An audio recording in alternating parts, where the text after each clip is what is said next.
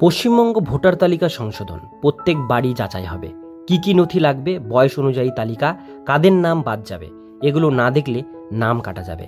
আজকে ভিডিওটির মধ্যে দিয়ে এর ডিটেলস বিষয়গুলো আপনারা জেনে নিন। ভিডিওটির সঙ্গে থাকুন, ভালো লাগলে লাইক করুন, চ্যানেলে প্রথমবার হলে সাবস্ক্রাইব করে পাশের বেল আইকনটিকে অবশ্যই বাজিয়ে রাখুন। তো চলুন ভিডিওটিকে শুরু করা যাক।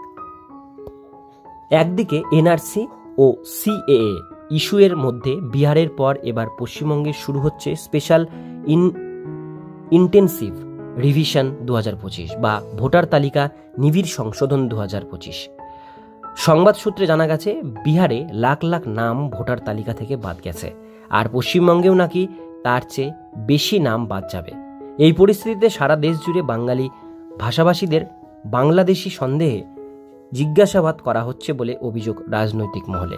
তবে সারা পশ্চিমবঙ্গে এই এসআইআর চালু হচ্ছে একথা এক প্রকার নিশ্চিত, কারণ ইতিমধ্যেই বিএলওদের ট্রেনিং শুরু করেছে নির্বাচন কমিশন। তাই এসআইআর এর সময় কি কি ডকুমেন্টস দেখাতে হবে এবং কাদের নাম বাদ যেতে পারে বিস্তারিত জেনে নিন। West Bengal special intensive revision 2025। পশ্চিমবঙ্গের ভোটার তালিকা স্পেশাল ইন্টেন্সিভ রিভিশন 2025 প্রক্রিয়া আগামী আগস্ট মাস থেকে শুরু হবে।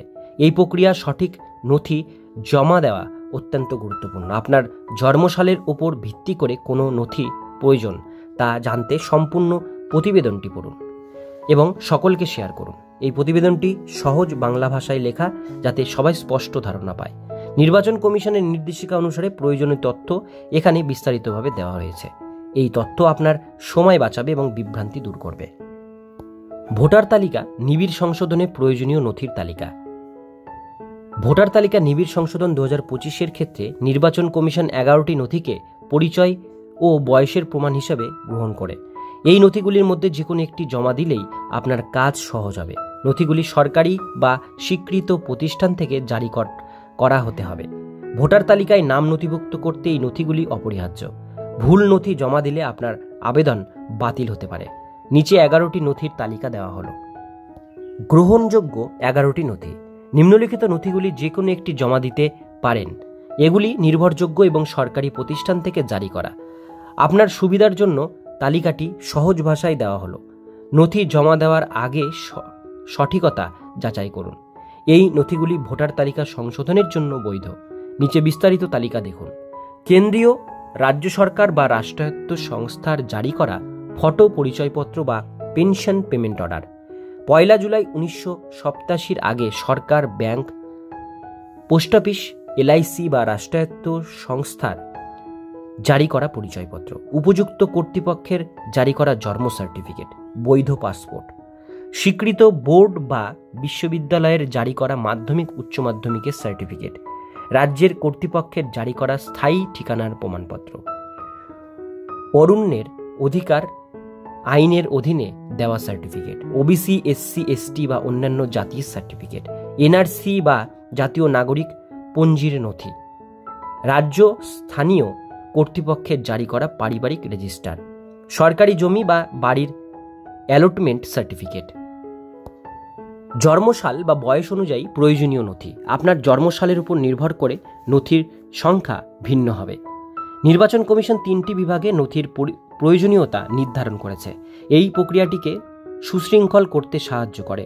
নিচে 3টি বিভাগের বিস্তারিত বর্ণনা দেওয়া হলো। সঠিক নথি জমা দিলে আপনার কাজ দ্রুত সম্পন্ন হবে।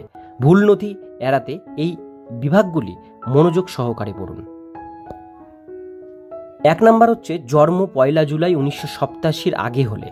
যদি আপনার জন্ম 1 জুলাই 1987 আগে হয় তবে মাত্র একটি নথি জমা দিতে হবে। উপরে উল্লেখিত 11টি নথির যে কোনো একটি বেছে নিন। যদি আপনার নাম 2002 সালের ভোটার তালিকায় থাকে তবে তার কপি জমা দিলেই হবে। এই ক্ষেত্রে অন্য কোনো নথির প্রয়োজন নেই। এই প্রক্রিয়াটিকে অত্যন্ত সহজ করে নথি জমা দেওয়ার আগে সঠিকতা যাচাই করুন। 1 জুলাই জন্ম 1987 থেকে 1 জানুয়ারি 2002 মধ্যে এই সময়কালে জন্ম হলে 2টি নথি জমা দিতে হবে। প্রথমত, নিজের জন্য 11টি নথির একটি বা 2002 সালে ভোটার তালিকার কপি যদি বয়স 18 হয়ে থাকে জমা দিন। যদি 2002 সালের আপনার বয়স 18 না হয় তবে 11টি নথির মধ্যে একটি অবশ্যই জমা দিতে হবে। দ্বিতীয়ত, বাবা বা মায়ের জন্য একটি নথি জমা দিন। এটি 11টি নথির একটি বা 2002 সালে ভোটার তালিকার কপি হতে পারে। সঠিক নথি নির্বাচন করলে প্রক্রিয়া মসৃণ হবে। 3 নাম্বার, জন্ম 1 জানুয়ারি 2002 এর পরে। 2002 সালের পরে জন্ম হলে 3টি নথি জমা দিতে হবে। নিজের জন্য 11টি নথির একটি জমা দিন, কারণ 2002 সালে ভোটার তালিকায় আপনার নাম থাকার সম্ভাবনা নেই। বাবার জন্য 11টি নথির একটি এবং 2002 সালে ভোটার তালিকায় কপি জমা দিন। মায়ের অন্যান্য একই নিয়ম প্রযোজ্য। সঠিক নথি জমা দিলে ভোটার তালিকায় নাম নথিভুক্ত সহজ হবে। নথি প্রস্তুতির আগে তালিকা ভালোভাবে দেখে নিন। কাদের নাম বাদ যাবে? স্পেশাল ইন্টেন্সিভ রিভিশন 2025 বা ভোটার তালিকা নিবিড় সংশোধন 2025-এ বিহারে কয়েক লক্ষ নাম বাদ গেছে। তাদের অধিকাংশই মৃত, একই ব্যক্তির একাধিক নাম, অন্য রাজ্যের বাসিন্দা, এই 3 ক্যাটাগরি ছিল। এছাড়া অনেকেরই উপরোক্ত কোনো নথি বা বৈধ ঠিকানা ছিল না, এমনটাই জানানো হয়েছে। এদিকে পশ্চিমবঙ্গের ক্ষেত্রে কারো নাম বাদ গেলে ঘেরাও হবে এবং মেনে নেওয়া হবে না বলে জানিয়েছে শাসক দল তৃণমূল। অন্যদিকে কোনো বৈধ ব্যক্তির নাম যেন বাদ না যায়, এই নির্দেশ দিয়েছে নির্বাচন কমিশন। এই পরিস্থিতিতে এসআইআর বা স্পেশাল ইন্টেন্সিভ রিভিশন 2025 বা ভোটার তালিকা নিবিড় সংশোধন 2025 শুরু হলে যার কাছে যে নথি আছে সেই নথি দিয়েই আবেদন করা উচিত। এবার যে সমস্ত ভোটার মৃত বা অস্বস্তি নেই তাদের নাম তো বাদ যাবে, এটা স্বাভাবিক। যাদের সমস্ত নথি নেই তাদের জন্য ছাড় দেওয়া হবে কিনা এবং কতটা দেওয়া হবে সেটা এখন দেখার বিষয়। স্পেশাল ইন্টেন্সিভ রিভিশন 2025 বা ভোটার তালিকা নিবিড় সংশোধন 2025-এর জন্য সঠিক নথি জমা দেওয়া অত্যন্ত গুরুত্বপূর্ণ। তাই গাইড আপনাকে প্রয়োজন তথ্য সহজ ভাষায় সরবরাহ করে। জন্মসালের ওপর ভিত্তি করে নথির সংখ্যা নির্বাচন হয়। নির্বাচন কমিশনের নির্দেশিকা মেনে নথি প্রস্তুত করুন।